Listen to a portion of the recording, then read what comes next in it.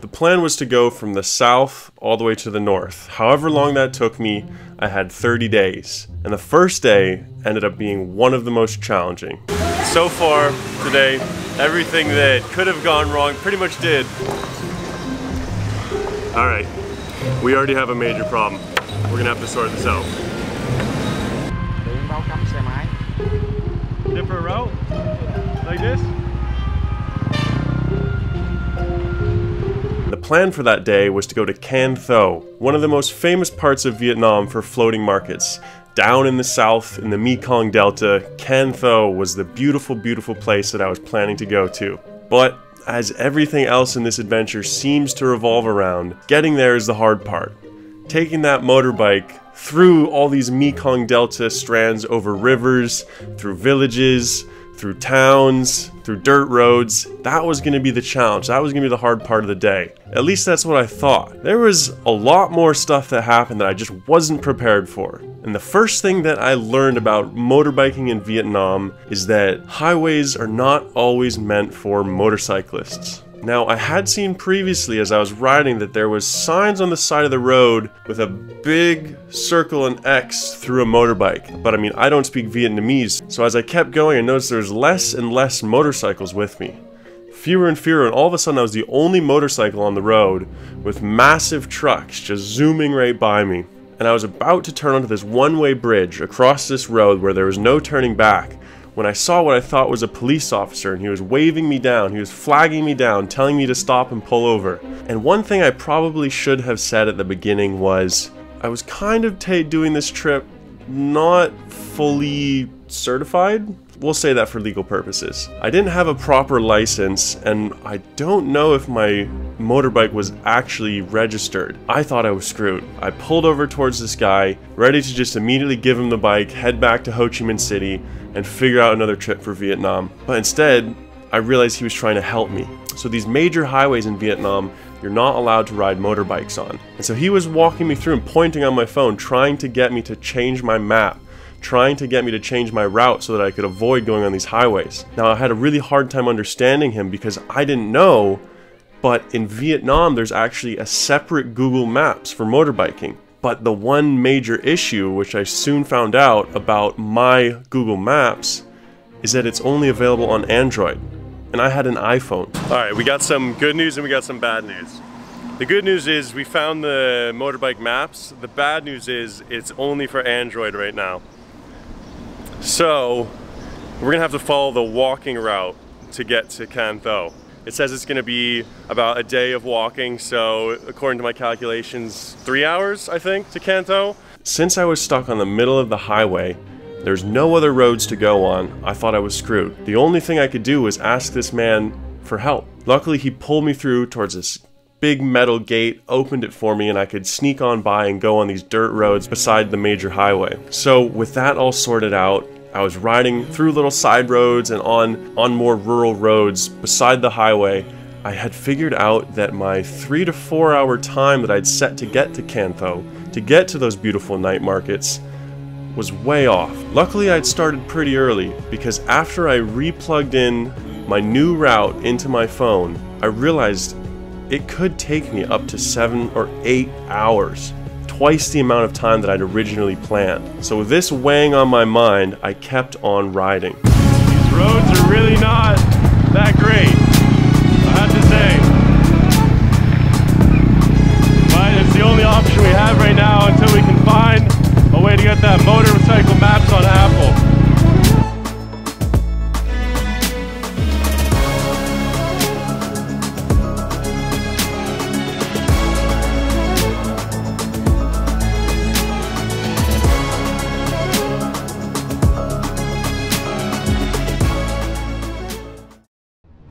If you remember from last episode, I talked about Pau telling me how many kilometers my gas tank would run. Now, to defend Pau, I should have been checking, but I had only ridden about maybe 80 or 90 kilometers at this point, and I feel my bike start to die underneath me. Alright, we got some issues, Alright, she stopped running. Maybe we're out of gas, something, I don't know. Let's check gas first.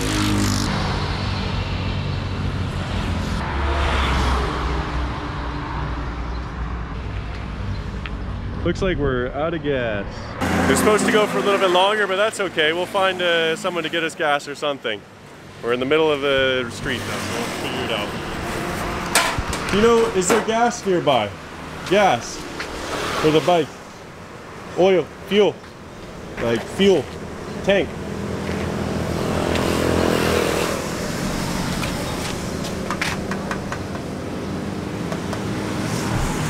And this is one of the first interactions that I've had needing help on my bike. And the first interaction was almost immediately positive. All right, well, I ran out of gas at a little street food place, so I'm gonna get some lunch here. I think she might give me a little bit of gas so I can make it to a gas station. We'll see.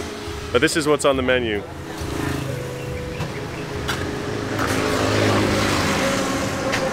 Okay, so we got it figured out.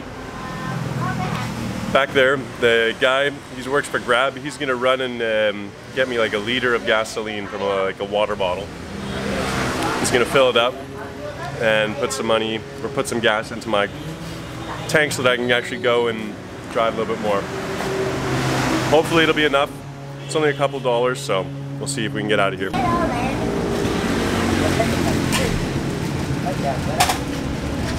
All right, he made it back with the gas.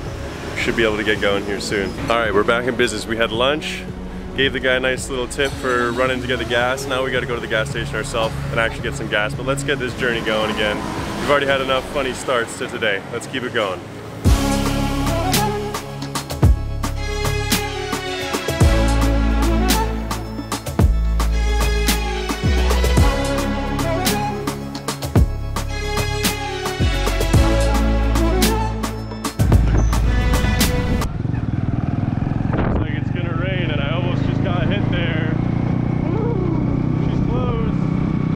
There was going to be no more issues. I was going to make it to Can Tho. I was going to get to the night market. I was going to enjoy a beautiful snack, some music. There was going to be no more issues. I'd love to say that's how it went, but clearly it did not. So everything that could go wrong did go wrong. The back of the motorbike broke. My backpack was too heavy. It made it drop through. It started with a noise from the back, and immediately my whole entire luggage rack collapsed on my back wheel. My luggage rack is on my rear wheel, it's skidding and sliding all over, but once again, when I thought that I would be done, when I thought I would be stuck, this guy pulled up behind me. Luckily, this guy helped me out, and hopefully we'll get to Can Tho. We're in the middle of the highway. And I do want to say one thing though. I was very hesitant to be helped so much. Now, I hadn't been in Vietnam for very long, so I didn't understand how the culture worked and how the people were. But in the past, in other touristy places when you travel, if someone helps you, usually they expect something or there's something that they're trying to gain from it. So I was a little bit hesitant about this interaction I was having with this guy because he was almost trying to be too helpful. Yes? Yeah. Okay. Yeah. Hotel, yeah, Riverside, Riverside. Riverside. Yeah. Yes. He was asking where my hotel was, he was asking where I was staying, where I was going, what my plans were. I was so curious why he wanted to know all this information. So I gave him some scattered info about where I was going, what my plans were. I just told him that I was going to Can Tho and a Riverside hostel. And this guy changed his whole entire day plans to help me out. Why was this guy willing to set aside his whole day to help me? He began leading me to Can Tho, and I'd love to say I arrived in Can Tho happy with a beautiful night market waiting for me. But that's just not what happened. That's when the rain came. And when I mean rain, I mean the Vietnamese south of Vietnam pouring immediate torrential rain, sheets of rain, the most rain you've seen in your life. And so there I was with my mysterious Vietnamese friend guiding me to Can Tho, and all of a sudden we're pouring, soaking, just drenched riding. This kind Vietnamese guy said, "We're going to a hotel." And I was like, I'm not gonna stay with a random guy in a hotel tonight. I can't do that. I was trying to tell him, I was like, no, like we can keep going, it's okay. I don't want to stay in a hotel. I need to get to Can Tho. I have this beautiful night market I want to get to. I have all these plans. Like I'm gonna keep going. There's no stopping. And he said, no, the rain is too much. There's too much rain. We have to stop. It'll pass in like 20-30 minutes, but let's go to a hotel. The language barrier, I think, was what made it really hard for me to understand how much he actually just wanted to help me. We get to the hotel and he's taking my bags and he's bringing them to this room. He said, sleep, sleep. Like, take your clothes off, sleep, shower. I'm like, take my clothes off, sleep. And the whole time he's in the room with me. He's like trying to help me take my coat off. He's trying to help me take my shirt off, just showing what I now know is good hospitality. But at the time I was overwhelmed. I was freaked out. I was like, is this guy trying to get me naked in the hotel room? Like, what's going on? And I'm pushing him. I'm literally pushing him out of the room. I'm like, no, leave me alone. Leave me alone. I can do this. I'll deal with it. It's okay. So I go out and sit on the front porch and eat some food. And I'm sitting a little bit a ways away from this guy. This nice man pulled over and helped me out. And he's taking me the rest of the way to Koh Tao, which is like 1 hour away. And hopefully we'll fix it there. But it started pouring. So he brought me into this house, into this sort of random like hotel. And I guess we're just hanging out here till the rain stops. And hopefully we'll get to Koh Tao before dark. I have no idea. It's been a wild first day. It's already almost 5 o'clock and I started today probably around 10 or 11. So it's been like 6 hours on the bike.